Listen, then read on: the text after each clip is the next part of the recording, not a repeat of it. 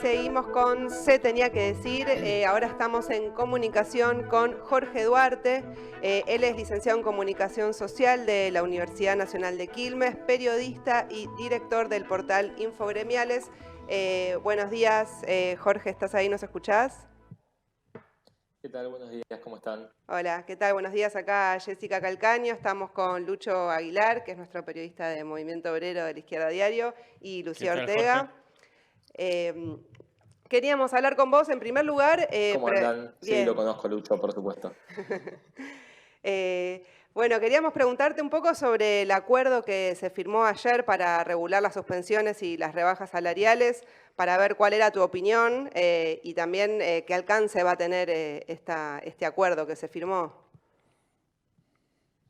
Mira, en principio es un acuerdo marco entre la cúpula de la CGT y la UIA, sin todavía demasiado sustento legal. De hecho, el texto, uno cuando lo lee, tiene una frase que parece un poco graciosa, que dice: acuerdan aconsejar suspensiones por 60 días al 75% del salario. En el mismo momento que la UGT estaban firmando este acuerdo y que se espera que sea ratificado por los ministros Culfas y Moroni, por ejemplo, los petroleros confirmaban que sus suspensiones van a ser con salarios al 60%, o desde el gremio pastelero confirmaban que van a tener suspensiones al 70%. Por lo tanto, en principio es una solamente de acuerdo y de concertación entre las dos cúpulas, y habrá que ver cuánto termina derramando en la práctica en el mercado de trabajo, porque cada sindicato está teniendo su propia iniciativa con la Cámara Empresaria y poco tiene que ver la CGT en esas negociaciones. Jorge, ahora es cierto que ya se venían firmando algunos acuerdos. ¿Nos podés contar vos, resumir un poco de alguna manera qué acuerdos venía haciendo la CGT hasta por lo menos hasta llegar a esta reunión de ayer, los gremios de la CGT? Mira, rápidamente en la memoria tengo, por ejemplo, Esmata, que ya pactó suspensiones por 60 90 días con salarios entre el 65 y el 70%. Los petroleros pactaron con salarios al 60%. Eso fue muy conocido porque son las casas de comidas rápidas, pactaron salarios al 70%. La UOM está negociando en el mismo sentido, textiles con salarios todavía más bajos, con sumas fijas entre 17 y 20 mil pesos. En realidad es algo que está ocurriendo en la práctica, en prácticamente todas las actividades industriales, y está empezando a impactar también en el comercio. De hecho, el Sindicato de Comercio pactó con algunas grandes empresas recortes salariales de entre el 20 y el 25%, digamos, en la misma línea que la CGT firmó ayer. Yo creo que en la práctica termina siendo una sugerencia que, si querés, es una invitación a aquellos que iban a pactar el 60% a que terminan haciéndolo en el 75%, pero que muy probablemente haga que los que pensen invitar a los que iban a pagar menos a subir su intención.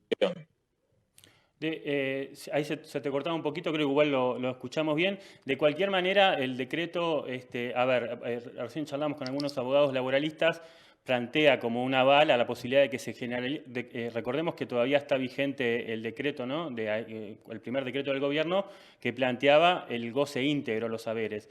Para algunos abogados laboralistas esto implica un aval a que se generalicen las rebajas salariales o las suspensiones, ¿no? con esta rebaja. ¿Vos qué opinás? Sí, por eso te digo, habrá que ver si efectivamente el Ministerio de Trabajo y el Ministerio terminan convalidando esto. Hasta ahora el borrador no tiene la firma de ningún ministro ni tiene ninguna disposición legal, no está publicado ni como decreto ni como normativa específica. Habrá que ver si efectivamente esto termina siendo una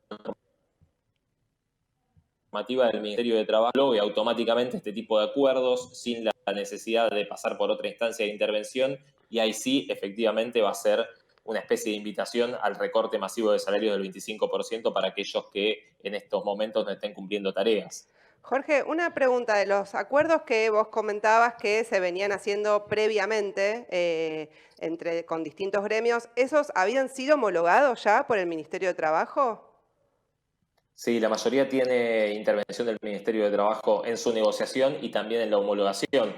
Casos testigos que conocimos todos, me parece el de pasteleros el más conocido, porque tuvo el impacto en McDonald's y en las grandes casas de comidas rápidas, enseguida trascendió por todos los medios nacionales, pero, por ejemplo, antes de ayer firmó el sindicato de textiles un acuerdo con la Cámara Empresaria en el que pacta sumas fijas que en algunos casos rondan el 50 y pico %. Entonces, esto termina siendo homologado por el Ministerio de Trabajo porque si las partes se ponen de acuerdo, el trabajo más temprano que tarde. Claro, o sea, esto me parece importante para remarcar, digamos, que más allá de que hay que ver qué pasa, lo que decías vos, ¿no? Hay que ver qué pasa con la firma sobre este acuerdo de ayer, pero de todos los acuerdos de rebajas salariales previos, ya hay una homologación del Ministerio de Trabajo, o sea, ya hay un aval a una situación que ya era irregular con respecto a los decretos que se venían sacando. Sí, incluso yo, Jorge, no sé si leías en algunos medios, ámbito financiero, página 12, ya dan por descontado que el gobierno le va a poner la firma o de última va a apoyar este acuerdo, ¿no? Este consejo que en realidad se va a transformar en una, bueno, en una ley o una norma de alguna manera. Sí, todo indica que, así como intervinieron para que efectivamente lleguen a algún tipo de acuerdo la UIA y la CGT, van a terminar rubricándolo y haciendo de alguna manera una normativa específica para que las empresas tengan un salvoconducto para suspender al sistema, como que el Ministerio de Trabajo lo avale sin mayores problemas y sin mayor burocracia. En la práctica esto va a terminar impactando muy fuerte en el mercado de trabajo porque, como decíamos, ya se está negociando, lo que faltaba era blanquear en todo caso la intención política de las partes de hasta dónde hay que recortar los salarios en este contexto. Y si querés también faltaba ver si el gobierno iba a tener la decisión de hacerse cargo de esta situación político-económica en un contexto en el que está poniendo muchísimo dinero para cubrir parte de los salarios del sector privado. En una situación inédita, el gobierno está cubriendo hasta el 50% del salario del sector privado. Los empresarios que decían que podían pagar 50-70%, ahora acceden solamente al 75%, aún con ayuda. Entonces, lo que resta ver en todo caso es la decisión política del gobierno y hasta dónde se hace cargo de esta situación, que obviamente va a tener mucho impacto en el bolsillo de los que están sin cumplir tareas.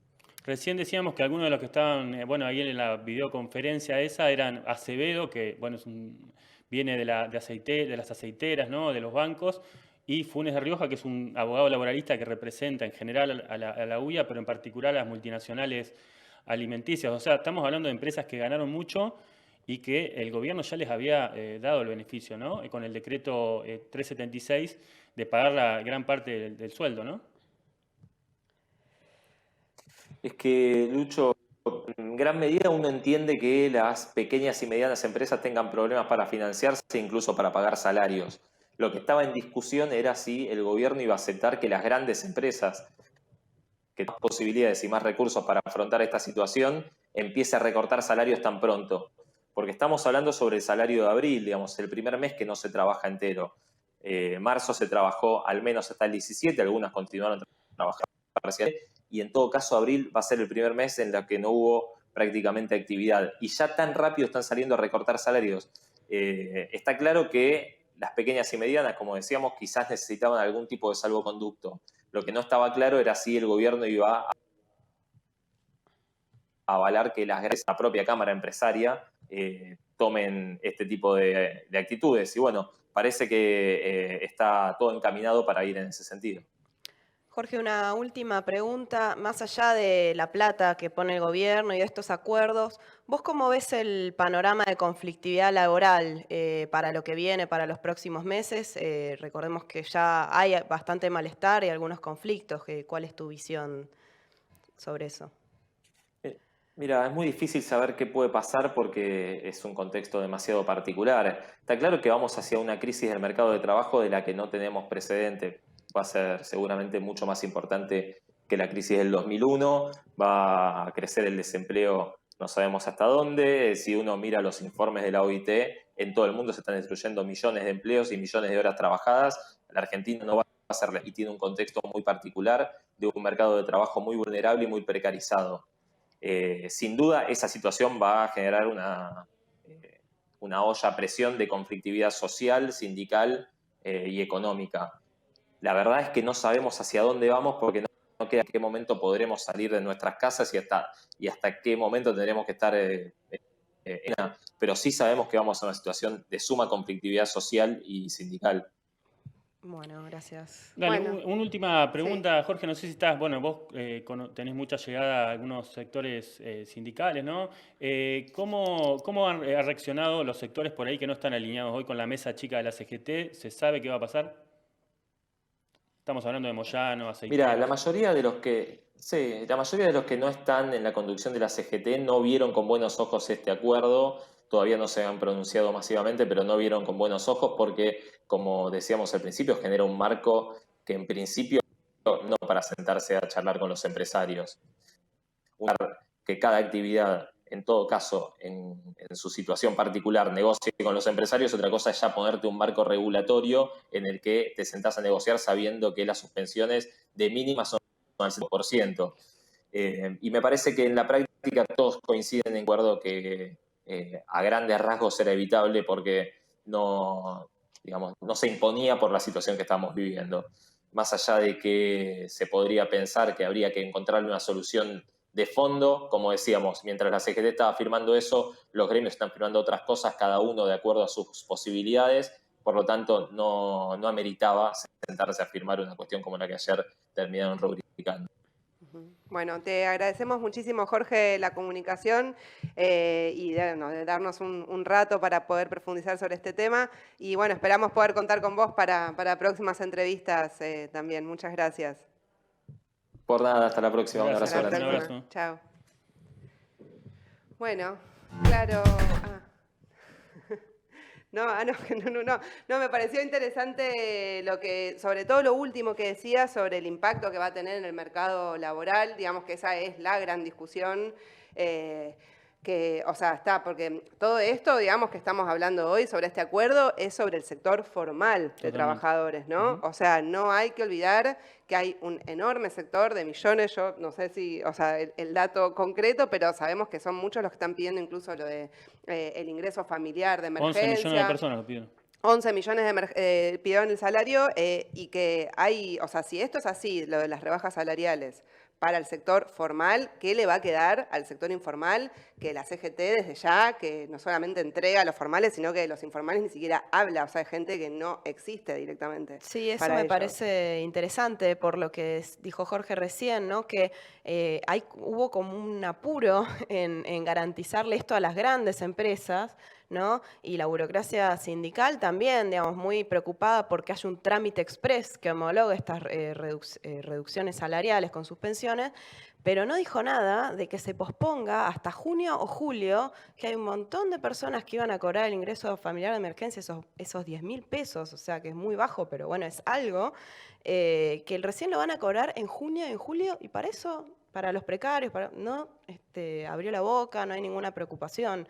Y otra cosa que me parece interesante plantear, por lo que dijo Jorge también, esto que, bueno, ¿qué pasa con las más chicas, con las empresas más chicas? Bueno, es un recurso muy utilizado de las empresas de ponerse al nivel de una pequeña empresa, una microempresa. Recordemos que acá una pyme es alguien que tiene 180 empleados o más, no es tan pequeña, ¿no? Y que tienen espalda para pagar salario, pero bueno, siempre la cuestión de ponerse detrás como si todas fueran una pequeña empresa, para lo cual el gobierno supuestamente iba a lanzar unos créditos, ¿no? Que a través de los bancos privados, que no lo pudo hacer, pues se le plantaron los bancos. ¿No? Entonces ahí tenemos que empezar a pensar que hay que tomar otras medidas mucho más profundas que impliquen, por ejemplo, centralizar los depósitos en un banco central único que pueda dar esos créditos baratos para la vivienda, para el pequeño comercio. Parece que hay que pensar en otras soluciones que implica afectar estos intereses. Discúlpame, un comentario más. Veía la foto, justamente la publicaron en Infogremiales y otros sitios, de la asamblea esa que hicieron virtual, de la reunión tripartita, se veían las imágenes, bueno, en un momento, varias fotos de los sindicalistas, los ministros. La reunión del padrino, parecía. Terrible, pero además, hay otra cosa que hay que decirla, que todo esto es a espalda de los trabajadores, porque nadie le preguntó en ningún gremio a los trabajadores si estaban dispuestos a aceptar esa rebaja y si había otra salida. Vemos que los trabajadores están haciendo asambleas virtuales incluso para poder definir medidas. Acá, en cambio, fue una reunión de espaldas entre cuatro paredes, como antes hacían en los despachos, ahora lo hicieron Claro. virtual, pero siempre el método es el Sí, mismo. y que no es novedad. A mí lo que creo que es importante remarcar, y un poco lo decía Jorge también, es que, bueno, sobre las pequeñas empresas estaba claro que iban a necesitar una ayuda, los pequeños comerciantes. Ahora, fue una definición también del gobierno, o por lo menos de los acuerdos que ya venía homologando de rebajas salariales, de avalar que las grandes empresas hagan las petroleras, Techin, Los Roca, las farmacéuticas. O sea, ayer escuché también Daer de Sanidad diciendo que van a patear las paritarias de las farmacéuticas porque, bueno, no es momento ahora. Las farmacéuticas que ya hemos denunciado acá también, Roemers, o sea, todas las ganancias millonarias de los laboratorios, bueno, es clara la definición, me parece, porque el gobierno de Alberto Fernández no hace cumplir ni sus propios decretos cuando se trata de los empresarios. O sea, a los trabajadores le ponen todo el peso de la ley, pero a los grandes empresarios, que son los que vienen ganando millones, no, o sea, no vale ningún decreto, ninguna ley, ninguna ley de contrato de trabajo, absolutamente nada. O sea, hay una definición del gobierno de haber homologado las rebajas salariales y, bueno, hay una definición de haber participado ayer, digamos, no es que es un árbitro nada más que no le importa lo que ya le está dando el 50% del pago de los salarios.